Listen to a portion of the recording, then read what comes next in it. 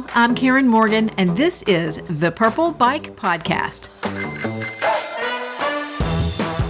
Hey everybody, today we're going to talk about the year 2003. In 2003, I was home with 3 kids, ages 1, 2, and 4, and I had exactly 1, 2, and 4 brain cells left in my head. It's all just a big blur of diapers and sippy cups and goldfish crackers. I may not have even showered that whole year. I don't even remember. My biggest achievement was having all 3 of my kids take a nap at the same time, which happened exactly only once. And I took a whole roll of film to prove that it happened. There were some other things that happened in 2003 besides naps. Apple launched iTunes, which sold over 10 million songs within 4 months because Apple needed more money, right? Italian scientists cloned a horse. Take that, Apple. Arnold Schwarzenegger became the governor of California.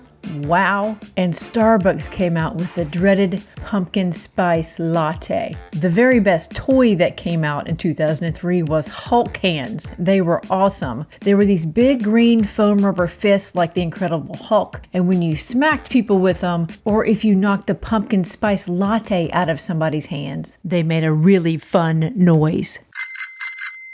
Go, shorty. It's your birthday. There were some okay songs in the year 2003, but I have to admit that the further we get away from the 80s and 90s, the further it is for me to find stuff that I really like. The number 1 song that year was In the Club by 50 Cent.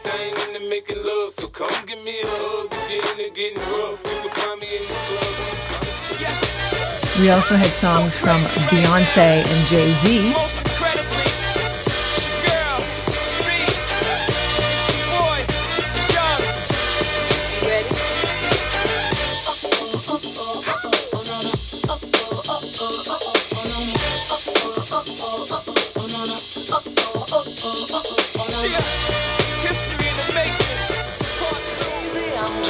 A song from Matchbox 20.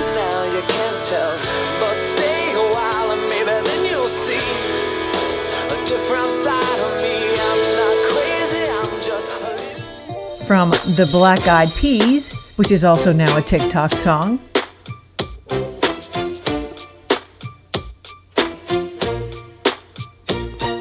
What's wrong with the world, mama? People living like they ain't got no mamas. I think the whole world's addicted to the drama, only attracted to things that'll bring the trauma.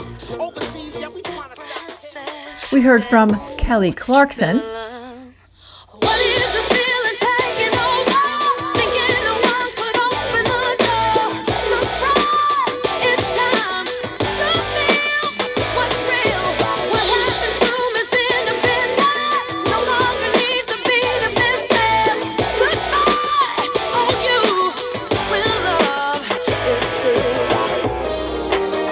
We had Coldplay. Lights go out and I can't be saved. Tides that I tried to swim against pulled me down upon my knees. Oh, I beg and plead, singing, come out of things unsaid. I did love Alan Jackson and Jimmy Buffett. Just call it a day. Pour me something tall and strong. Make it a hurricane before I go insane. It's only 12:30, but I don't care. It's 5 o'clock somewhere.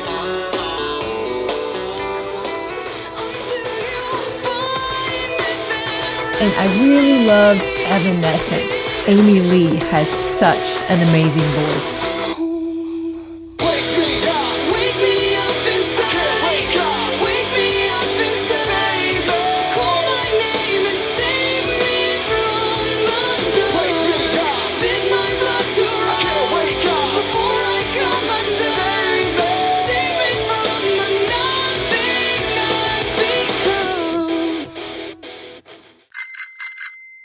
We had some interesting new shows that debuted in the year 2003. That was the first year that we saw The Bachelorette, which was a spin-off from The Bachelor, which, as you know, is where a whole bunch of girls go on a reality show to try to meet the Bachelor and get married. only The Bachelorette has a bunch of guys vying for one girl. Both of these shows just gross me out. 2003 was the first year of America's Top Model, which was a reality show created by model Tyra Banks. And the contestants have to, they have to compete to be models. They're all pretty, so I don't know why we're having a competition. This one also kind of grosses me out, but at least nobody's supposed to get married at the end.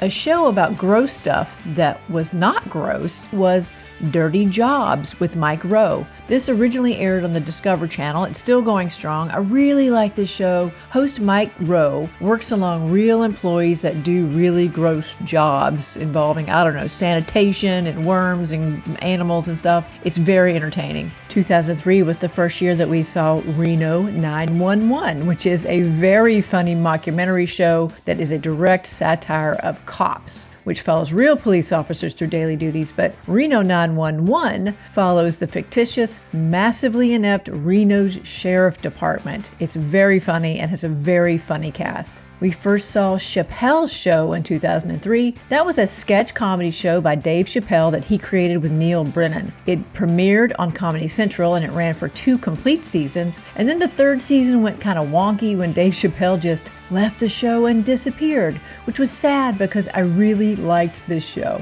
And we also first saw Arrested Development. It originally aired on Fox for 3 seasons before it got canceled, and thankfully Netflix picked it up. The show follows a very dysfunctional, formerly wealthy family called the Blues, and it's filled with some really funny characters. It's a big ensemble cast. Arrested Development has won 6 Primetime Emmy Awards and a Golden Globe. It has also influenced a lot of other comedy shows on TV.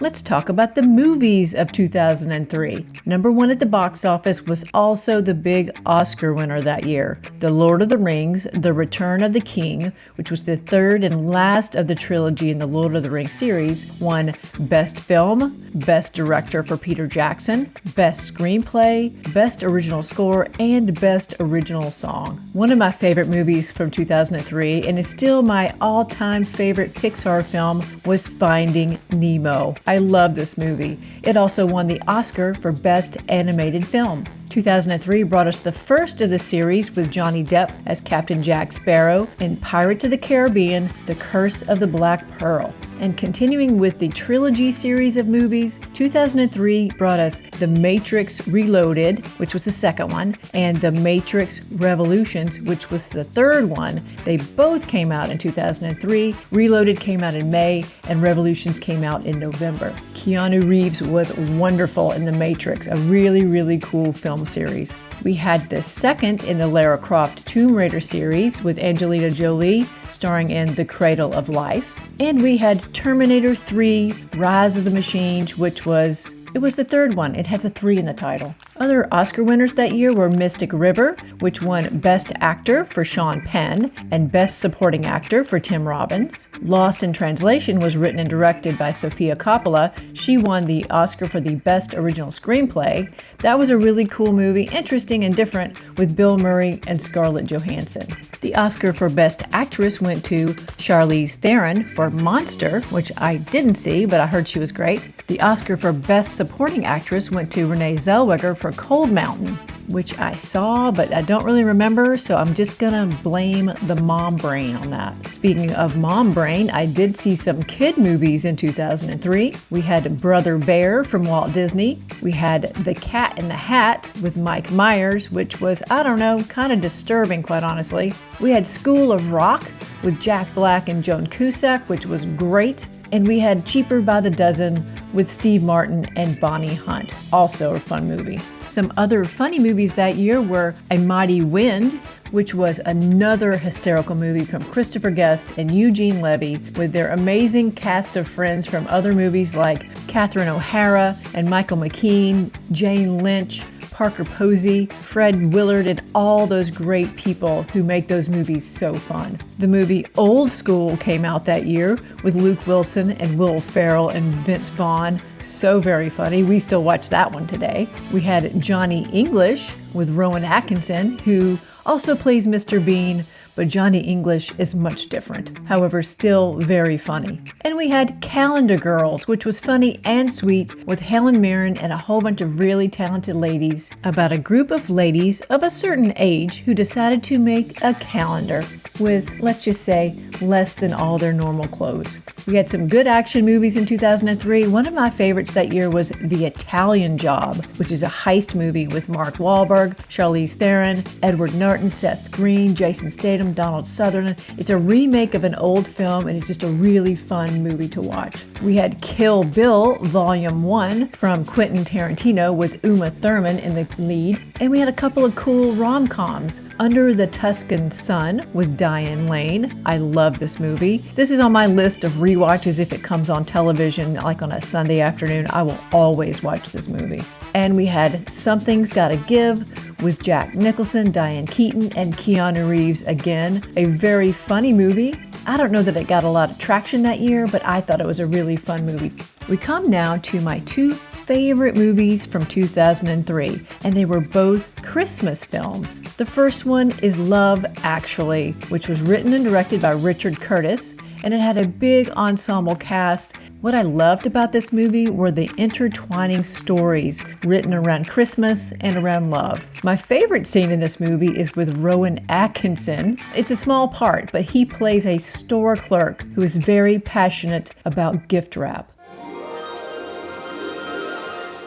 And my other favorite movie from 2003, which is still one of my all-time favorites, was Elf, that was directed by Jon Favreau and written by David Berenbaum. Will Ferrell plays Buddy the Elf, who was a human raised by Santa Claus and the elves at the North Pole. James Caan played his human dad. Zooey Deschanel played the love interest who worked with him at the department store. Mary Steenburgen played James Caan's wife. Bob Newhart played Buddy's adopted dad, who was an elf, and Ed Asner was Santa Claus. Jon Favreau was the director, and he also made a cameo as the pediatrician. And there was another cameo by Peter Billingsley, who played Ralphie in A Christmas Story. And in Elf, he was Ming Ming.